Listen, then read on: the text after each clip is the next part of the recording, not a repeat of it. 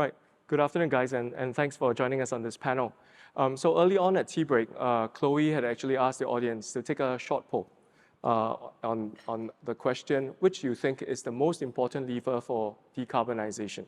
So if we take a look at the response, well, slightly more than 2/3 actually believe that nature is the most important lever for decarbonization. Okay, so Rodi, Breakthrough actually invests all in tech. Yep. So looking at this poll, what do you think about this response from the audience? Well, I think, look, ultimately, we need all solutions.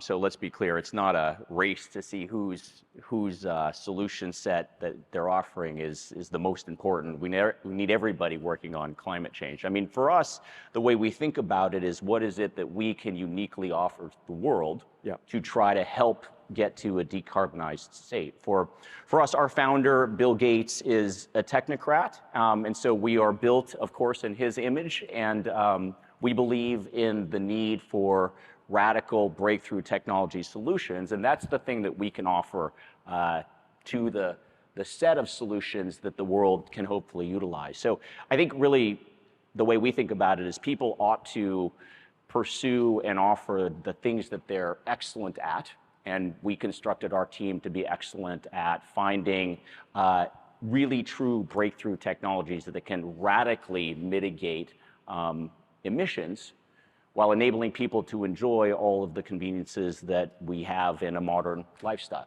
But if we push that thinking further, clearly in terms of investing into technology, it would require a lot more money, maybe in some cases some faith, that the technologies will actually play out, that they would become more mature, more cost effective, and therefore ready for adoption at scale.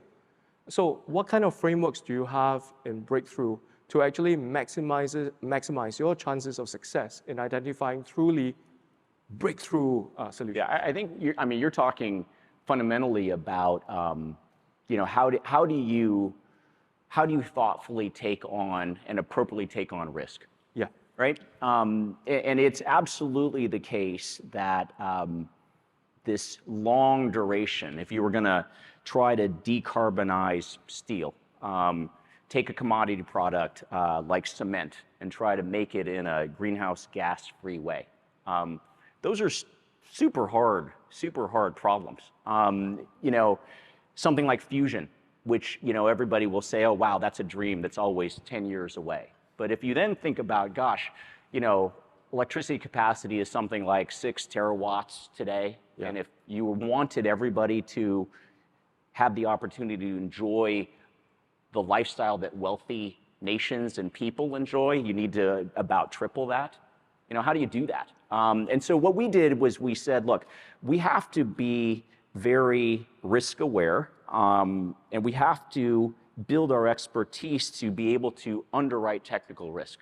So we created a team that was expert in that. People steeped in energy, advanced degrees in all germane areas. And we said, we're going to consciously take on that hard problem and build a team that it can actually identify and then diligence opportunities that we believe are worth betting on, even if other people have a hard time seeing that possibility. No, absolutely understand. But it sounds as if you almost need a PhD, like the conversation that we had yesterday, that you almost need PhDs to kind of understand the technology entitlements. No, let's be super clear. Absolutely, you do, right? So our team, it does not look like, you do. That's for the type of work that we're doing, that's absolutely the case. Absolutely the case. But when it comes to understanding the science though, right? So some of these technology solutions, you require PhDs. But I learned about photosynthesis in primary school. So you almost kind of know that planting trees will take some carbon out of the air. And so maybe I turn to Renat. South Pole has been obviously much associated with many iconic nature-based projects over the years. When I was looking at some of the reports, I realized that over the years that South Pole has been operating, something like 170 million tons of carbon impact has already been delivered through the projects that you are involved in. So tell us actually, why do you get into nature? Why nature? So first of all, thanks, Fred, for having me. Thanks, GenZero. Great pleasure. Why nature? It's important to note that South Pole has not always been in nature. We have initially, when we created the company 17 years ago, our prime focus was actually tech. We had, somebody mentioned this morning in the panel, I think David and David, was it? Yeah. We were part of that renewable energy finance transformation that you heard from David about this morning in countries like China, India. The first projects were actually renewables, energy efficiency, waste management, and so on. Nature came actually only after the Kyoto Protocol had collapsed. And the reason is actually very interesting. NGOs initially were against nature. NGOs were initially saying that the European ETS, which was already kicking back then, they would support it as long as there was no nature-based credits allowed into the ETS. And because the ETS was the biggest off-taker, the Kyoto Protocol never delivered nature. Later on, when the Americans and the Australians came in, nature became more interesting. And why is it important for us? It has to do with our name, South Pole. This name South Pole stands also for the global South. And we believe that if you do basically compensate part of your emissions elsewhere, you should have a specific focus also on the communities. And arguably, nature-based solutions have those benefits, such as biodiversity benefits, community benefits, and that's why we think nature should be part of the mix as well. But clearly, when Rodi is looking at technology solutions in his line of work, it is much easier for us to understand that actually in technology solutions, we can count it. You can actually physically be very clear about the amount of impact that you are going to be able to deliver. Now, on nature, we don't have that sense of clarity or at least that accuracy with the way that we count it. How do you get yourself comfortable with the fact that you're actually delivering impact? So it is very true that the tech solutions are typically easier to calculate. Like the easiest is renewables. You just measure the power and multiply it by the grid factor. That's it. Here is your emission reductions. Yeah. Nature-based solutions are most complex to measure. But it's, as David also mentioned, the world has actually progressed quite a lot in creating credible methodologies and tools which are, including satellite imagery, which try to capture the emission reduction benefits as accurately as possible. Right. You will probably never be as exact as with tech, but I believe that's not a reason not to do it. Instead, the world and we as a community, we need to accept that there are uncertainties. We need to use confidence intervals. We need to calculate conservatively, but we have to use the technology that we have available for monitoring as well as possible to also for nature-based create the same robustness. Well, one of the things that obviously we think about when we are investing in nature, and obviously GenZero invests in both, but tech and nature, is the fact that actually for nature solutions, it is a little bit more realizable in the near term, right? But actually, in the longer run, maybe there are other things at scale. So Rodi, when you think about the time horizon for when you are trying to achieve these breakthroughs, I cannot help but imagine that some of these things will take a little bit of time. And we are running against the clock for 2050. Is this period of time now, this decade, the time that we need to really look for the breakthroughs that will have an impact by 2050? Yeah. I mean, it's absolutely a long-dated journey to develop technology and to try to literally replace, existing technologies that we depend on that provide reliable, affordable energy solutions. I mean, it's a multi-trillion-dollar marketplace, right? Like, the challenge of this is extreme.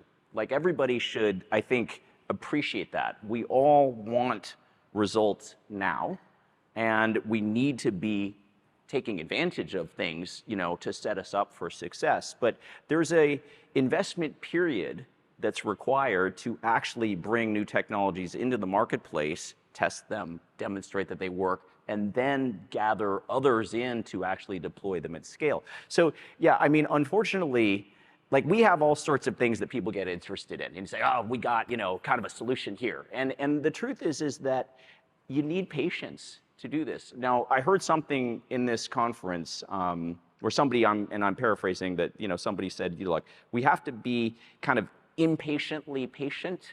Yes. Like, you have to be patient. We do not have the solution sets ready for deployment when we're talking about, if I mentioned fusion, There is all sorts of reasons to be excited about the possibility of fusion energy. But, you know, even for us, we think, gosh, could we have electrons, you know, on the grid from fusion in the 30s? Yeah. You know, like, okay, now we're talking a little more realistically. And I think, you know, a secret to enjoy life is to have your expectations set at the right level. And so, you know, such an urgent problem, so important, and we have to understand realistically what are the timelines to do what we're trying to do. But let's take this issue around being impatiently patient and about us as investors, right?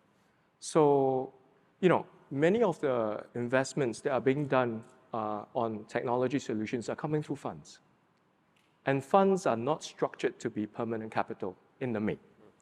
And therefore, do you therefore see a mismatch between the way that we are actually structuring our finance to support these solutions and technologies and what is actually needed to actually drive development? Yeah, I think you're highlighting a fundamental issue. So, I mean, we did an experiment in this, right? We learned something from Cleantech 1, right? Where we had existing venture models and we had existing teams, and we repurposed those people and those structures into something called Cleantech, and there was a mismatch. It didn't work right. It took longer, it took more capital. We didn't have the right expertise within those funds. And so when we started our venture work in 2016, we said, look, we have an opportunity to start from a clean slate. So what will we do? I mentioned before building a team that was purposefully constructed to take on the technical underwriting risk. That was a very important part. Half of our people do have PhDs. Half of them, you know, I mean, our chief investment officer has a PhD, you know, so like even the business people are steeped in science and technology. But the other thing that we did, two other things, we said we need to appropriately structure our vehicles to set expectations correctly. And so we said, is it permanent capital? You know, that was, in my mind, too long, because this is an urgent problem. We have to get going. So I didn't want to say, hey, you know, it could just be forever, because there was a signal I wanted to send in that. So what we came up with was a 20-year structure instead of a 10-year structure. And, you know, we were honestly, I mean, we're guessing, right? We just doubled the 10, right? But we were trying to make a point about a deliberate construct for the task at hand.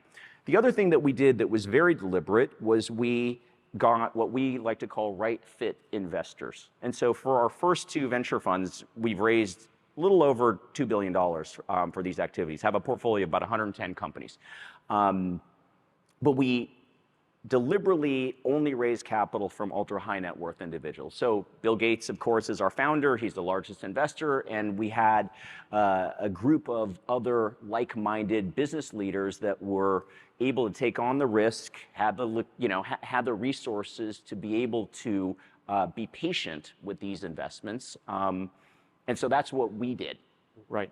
No, that's helpful. So Renat, following on from Rodi's comments around how he has also done a little bit of innovation in the way that he structured the fund, investors in the nature-based solutions often have to take and underwrite a project to 20, 30 plus years.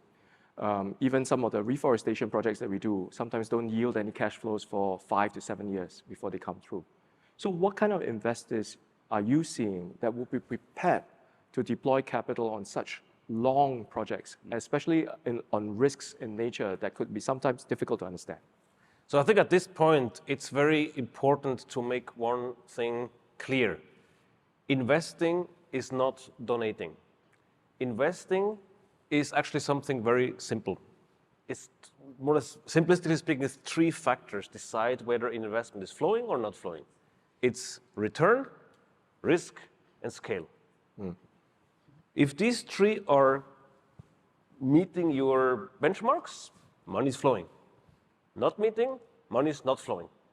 And that's a misunderstanding that we often hear when we all talk, frankly, even in Experti here, yes. Oh, banks must come in and many people must come in. Well, they come in if those three factors are there. Right. And what does that mean for nature-based solutions? It is possible to do nature-based solutions completely without any other tricks attached. For example, plantations, for example, eucalyptus plantations and so on. the moment we say nature-based solutions, we want them to have, for example, biodiversity-rich nature, like forests, grow back natural forest. The question there is, what is the business case behind that? And there we come back to a topic we had this afternoon already a few times.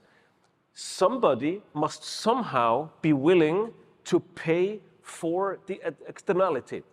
So if carbon reductions are important to us, if biodiversity is important for us, there must be a scheme that is compensating us for that, so that the investment becomes interesting again. And to cut it very short, if I had a guaranteed carbon price of $100 per ton for 20 years, you would run very fast to invest in my biodiversity-rich forest. Yes. But if I don't have that, you might scratch your head. So it's actually quite simple. We must make those investments attractive by ensuring that the externalities are properly measured and paid. Renat, there are two questions here that are coming in from the audience, and I'll try and combine these two questions into one. Now, one of the things about nature solutions and investing in nature is that beyond the carbon, the very industrial, commercial aspect to it, there are a lot of all these what we call additional co-benefits, right? Whether it is in terms of biodiversity, supporting the local communities and things like that. So really, when we think about it, one, will we actually have a problem like, investing into intensive monoculture things that actually have a commercial benefit, but maybe in some cases, the biodiversity question could be a little bit more uncertain. And then on the second hand, right, if it actually does provide all of these additional co-benefits on biodiversity and social impact, can that be priced? So I think at this point, if I may ask the people in the background, I have one slide that I would like to show you to answer this question. I don't know if I can get it online, but I tried to map what the decision making is about when we decide where to go. Perhaps just quickly, because I realized there's a few acronyms, just quickly, but it's only removals. Bikers, that is biomass, energy, and carbon removals. DAX, that's direct air capture. Enhanced weathering is to cut rocks and let basically the CO2 be absorbed by the weathering. ARR is afforestation, reforestation, revegetation. Soil carbon is enhancing soil. Biochar is putting biochar in the soil, and blue carbon is essentially mangroves and others. Yeah. So a lot of different technologies. And the point I'm trying to make, which one to invest in depends, and which one you find good or bad depends on what is important to you. For example, if you just look at price, you will see that things like blue carbon are difficult. These are expensive per ton of CO2. Also, DAX is expensive, but afforestation is cheaper. If you look at the maturity of technology, you come to different conclusions. Scale potential is different. Additional benefits we just mentioned are different. Then the question of additionality, or we had the discussion before, also varies from technology to technology. And last but not least, the big debate is over on permanence. Which one of those technologies actually are permanently storing carbon and which ones not? So my point is, to answer the question around where to invest depends a lot on the criteria set that you're applying and which one of those topics you think are risky or less risky. Do you believe, Rodi, that his technology is mature or not? Do you believe that it's permanent or not? So, and what the point is I am trying to make here, we have all our views, which ones we like and which ones we don't like. The important point is we have to start being a little bit open. We need many solutions. Renat, if I could just hold this slide for a moment, right, and let the audience take a look at it and draw that in. But this question is really to both of you.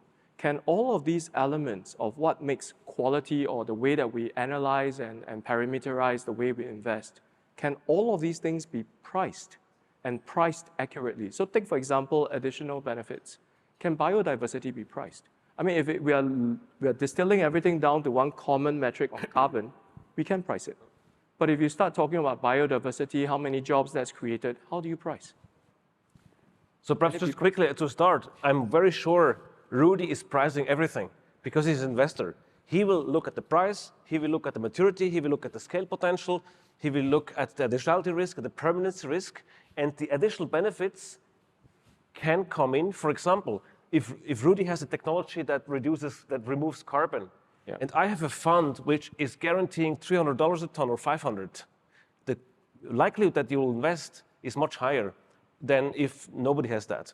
So all these, let me see what Rodi answers, but I'm 100% sure you're pricing all of those into your investment decisions. Yeah, I mean, cost entitlement, of course, is absolutely critical. And the challenge with what we do is that, in many cases, we're trying to replace business as usual technologies with something that by definition is new and so is going to be more expensive. That's what we call the green premium. But our belief is for people to enjoy the lifestyle that we live, which we believe everybody has the right to, in a way that doesn't damage the planet for all of us, we need to come up with these new things. So ultimately, because the markets that we're trying to help transition are so large, right? And even though the pathway to get from lab to market at scale on some timeline that makes any sense, there's an ultimate prize that's quite valuable, right? There really is. And so for us, I mean, the metaphor that I would use, and I'm an American, obviously, I mean, we are trying to hit home runs. I mean, that's what we're doing. So it's a very different proposition, right? For us, it has to be, we see, even though low likelihood, just because, I mean, that's a long journey. Oh boy, is there a prize at the end that is super valuable if you actually hit that home run. So yeah, of course we price everything. Of course we think about it. And of course we have to have the risk tolerance to take on something that looks actually very unlikely, right? Given the business as usual solutions that exist. In our business, we're always managing risk and reward at the end of the day, right? To the extent that we can price all the different elements of risk in the way that we're investing, we would. But back to the question around the green premium, which Bill had introduced to the world, right? This concept of the green premium. So is it true that all technology solutions that can actually have impact at scale will have a green premium? If you take renewables, for example, today solar would be probably one of the cheapest ways of producing electricity in the world, right? Less sub 5 cents per kilowatt hour. And the installed base I mean, we talk about the capacity globally right now about 6 terawatts, but we reached the first install base of 1 terawatt for solar. We took about 40 years, right, until about a year ago. We expect the next terawatt to come in the next 4 years or 5 years. So if we think about solar that doesn't really already have the green premium really in most places, and it is really about deploying capital to scale it up, why would the marginal dollar not go to those projects and rather go to the new solutions that are unproven? There's a couple of things I'd say. One is people should be deploying renewables, absolutely, unbelievably, and urgently, right? And that's something that people obviously can wrap their heads around and understand, and there's models to actually do that on a return basis that makes sense to folks. But if you really think about what you just said, like, where does intermittency fit in here? Where's intermittency? Yeah. How do you deal with, what are you really paying for, right? Dispatchability, right? When do you want your lights or your air conditioning or in some places your heat? And can you actually depend on that renewable resource? Well, okay, now we're talking about baseload generation. Ooh, how does that work, right? And I just said, like, it's 6 terawatts of electricity capacity in the world today, needing to triple, right? Where is that going to come from? You better have a miracle somewhere in fission, fusion, or storage, right? And so those are the types of things when you think about like pricing, well, boy, what are we really trying to solve for here, right? People want lights when they want lights, not when the sun is shining or the wind is blowing. So in other words, even when you think about solar renewable deployment, it is actually a system level analysis to understand what it can and the full cost of actually delivering. We haven't even talked about transmission, right? Yeah. And investments into new grids to be able to handle the intermittency. Absolutely. But just on that point and on the green premium, first of all, okay, today solar is perhaps the cheapest option in most places. But how did we get there? Why is that the case? 15 years ago, solar was super expensive. What made that solar crash down the cost curve? It was 2 things, I would say, simply speaking. One of you heard before, the Kyoto Protocol CDM was subsidizing in places like India and China the renewables.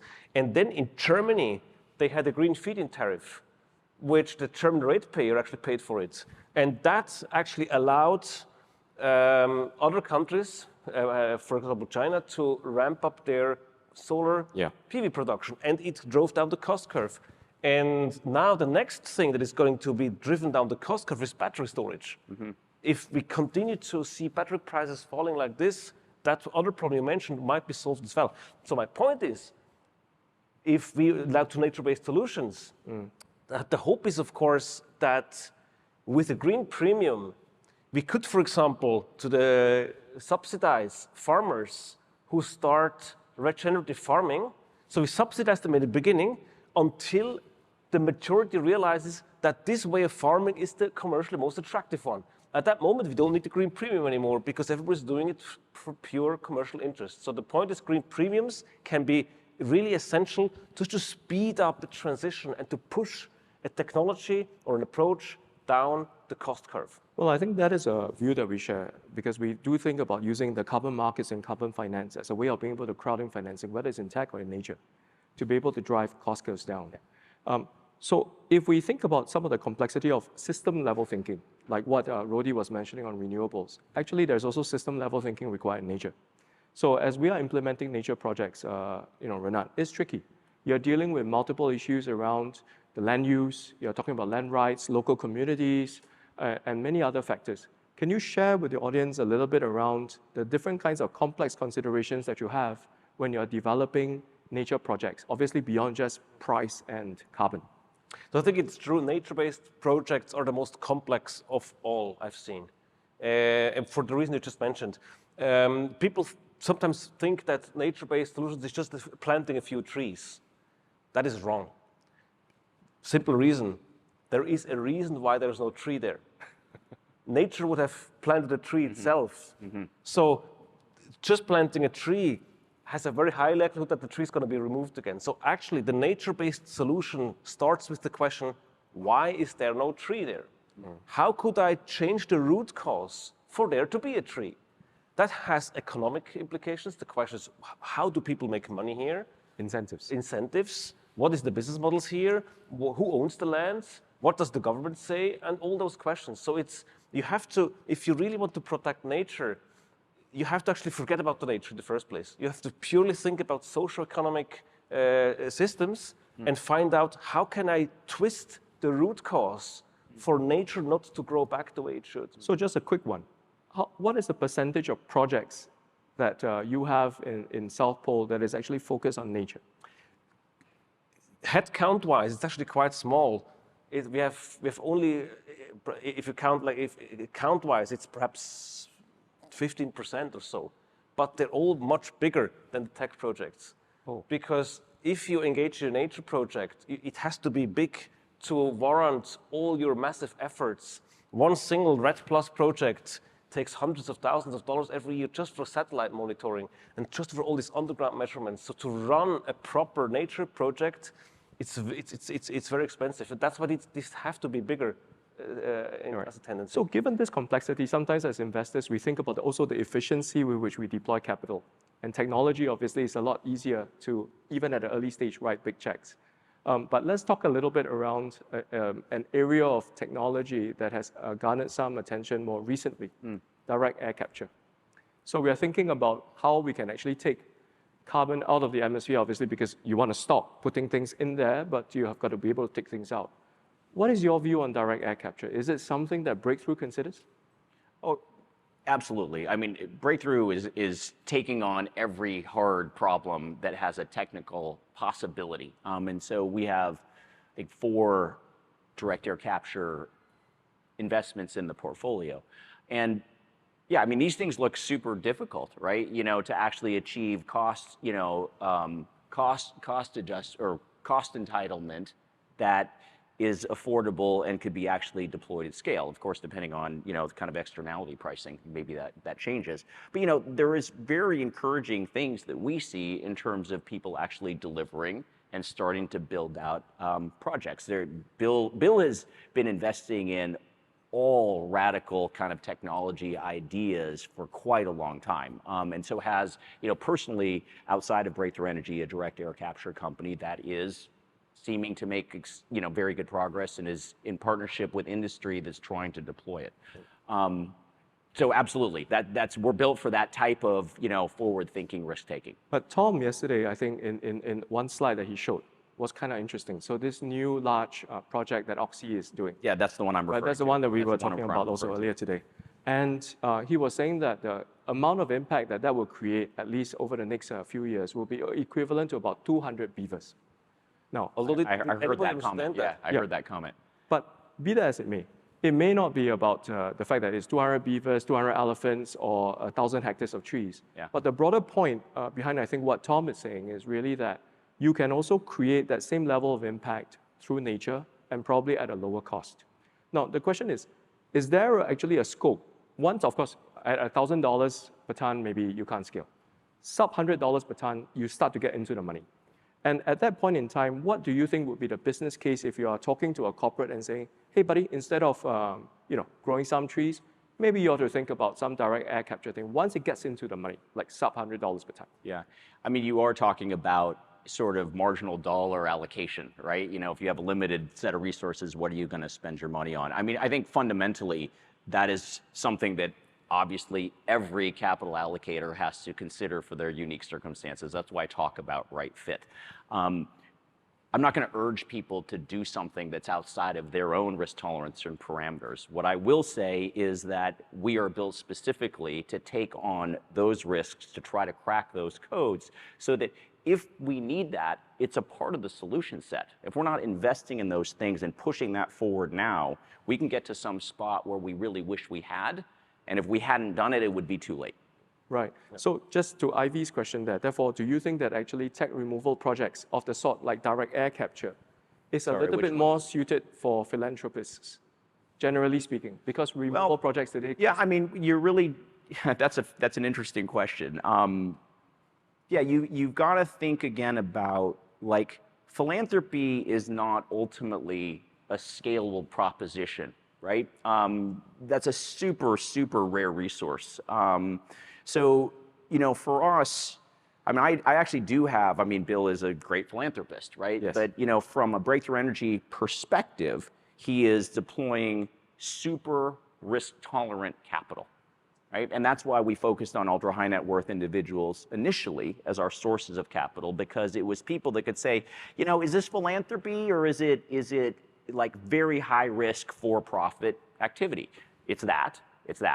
But sometimes there's a line that's blurred in there. You're not really sure. What we've been pleased with is, as we've worked for 7 years on this and built a robust portfolio, we've actually been able to take things that, because of our science and tech expertise and orientation, were possible, right? But nobody thought probable. Well, companies have worked and have made progress, and things start to look more probable. And, a proof point is who joins you. Dylan talked yesterday about the need for collaboration. It can't just be ultra high net worth people that are risk tolerant that are funding this. That's not collaboration. But we've started to see, other investors come in, institutions, Temasek, GenZero partnering with us in specific companies, industry much more active. So in that 100 company portfolio that we've built, we have 150 additional unique co-investors in those companies. We've deployed about $1.25 billion of capital into those companies, and the portfolio's raised around $11 billion in aggregate. So that's telling you, wow, people are seeing a commercial opportunity. Those are not philanthropists, right? Those are absolute capitalists. And so to me, that's what's an encouraging thing about there are technology solutions that are progressing, even if they're long dated, that people see real opportunity in. Right, so there must be some sustainable financial motivation at the end of the day. And of course, for South Pole is also going to direct air capture, as I understand, some recent projects. So what is the motivation behind South Pole going into something like direct air capture? I mean, back to my slide before, I'm a strong believer that we should really stop pitching these solutions against each other. It's harmful. And say mine is better because of this. The philosophy of South Pole has always been we doing everything, everywhere, as long as it makes sense. And that's why, of course, we're also venturing into the tech space. We have a joint venture with Mitsubishi, which lined up 5 buyers who give a price signal. So they're willing to pay $300 for a portfolio of only tech removal. So no nature, only tech. And perhaps on that, just like short 2 points on DAC, as every other technology, direct air capture has pros and cons. One difficult thing about direct air capture is actually the energy penalty you have. This is something you cannot, so there, per ton of carbon removed, you need at least a megawatt hour of power, and that cannot, this is pure physics. So this power has to come from somewhere. If you use coal power to remove it, you essentially put more out than you put more out than you're removing. So DAC hinges on the question: do we have abundant amounts of renewable energies? Deserts, icelands, but it has to be like that. Otherwise, it doesn't work. The second thing with DAC, there is absolutely no commercial reason to do DAC other than removing carbon. That makes it one of the most additional project type. There's no reason. The additional proof is one sentence. As opposed, for example, to afforestation, you could argue, well, those farmers are benefiting from those trees, so why would there be additional? But it's highly additional, but the problem is somebody has to be willing to pay the $300 per ton. If you don't have that demand, your investment is falling flat. But conceivably, you can think of approaching it slightly differently, and which is why I think it is good that we are actually open-minded about different pathways. Today, of course, because it's probably more fun and interesting to be able to discuss it in opposites, that we are thinking about a core tech solution like direct air capture to solve this problem about carbon, and also nature solutions which are taking a lower energy cost and so on and so forth. But actually think about it. One of the reasons why it's very expensive and difficult to do direct air capture is because of the low concentration of carbon dioxide in the atmosphere. Carbon today is what, 400 ppm, 400 plus ppm, right? This, by the way, I mentioned bikers. I personally, I'm not a scientist, but I think bikers have more potential because you have highly concentrated sources. Yes. For example, wastewater treatment plants or biomass plants, you capture the carbon in the chimney, and that's point source, like what Tom was saying yesterday. Yeah, that's biker. But think about it, if we were talking about removing carbon from water, then from the sea, then carbon is actually probably about 100x more concentrated simply because of the density of water compared to air. So per unit volume, you actually have a lot more carbon. And the other thing, of course, is that instead of having no other reason to take air, or rather carbon out of the air because there's no process today, we are already taking water out of the sea anyways because of desalination and everything. So sometimes less obvious additionality, but piggybacking on a process that's already taking place might make that a little bit cheaper. So I think we are about to close. So if I may, just to summarize, I think one of the key things that I'm hearing from both of you really is there is a very different risk-reward consideration for different types of investors. There will be folks who are prepared to accept far higher risks in order to be able to get better rewards, and those would be very suitable for taking longer-term, riskier bets. There will be those that might be prepared to accept lower risk but with lower rewards, and then do the stuff that are a little bit more mature. And I would suggest, if I can have the last slide up, to be able to summarize some of these learnings, that actually in terms of the portfolio construction, there will be a type of investor, a type of capital for different kinds of solutions, right? There is no one-size-fits-all approach to thinking about decarbonization pathways and solutions. Over at GenZero, I think we look at it in terms of these 5 dimensions, which we have shared and discussed extensively over the past few months. First of all, in deciding what you do, you've got to know how much money have you got. Some things are going to be just very expensive to do, and if you haven't got the money, that solution is not right for you. The second part of it is to understand what is your required financial returns. If you are prepared to accept lower levels of return, you could potentially do stuff which are perhaps more infrastructure-like, where the technology is a lot more proven, but the risks are lower. Next, you have to look at the kind of quality of the climate impact that you want to achieve. If you want to be extremely certain that this is the amount of carbon that you're taking out of the air, you probably can't ask a tree. But if you are prepared to say, look, I want to have maximum amount of climate impact, and I know that photosynthesis is definitely taking place, right? The trees are definitely taking something in, and I want to have scalable solutions, then perhaps looking at the quantity of the climate impact might lead you to certain types of options. And finally, we all have to decide how much time have we got, right, to be able to achieve this. Is it something that we're prepared to wait 30 years to achieve the perfect solution in the form of fusion, which is like the holy grail? Or do you want to do something slightly less perfect, something less certain, but we do it today? So I think with that, please join me in thanking our two panelists for a very, very insightful conversation.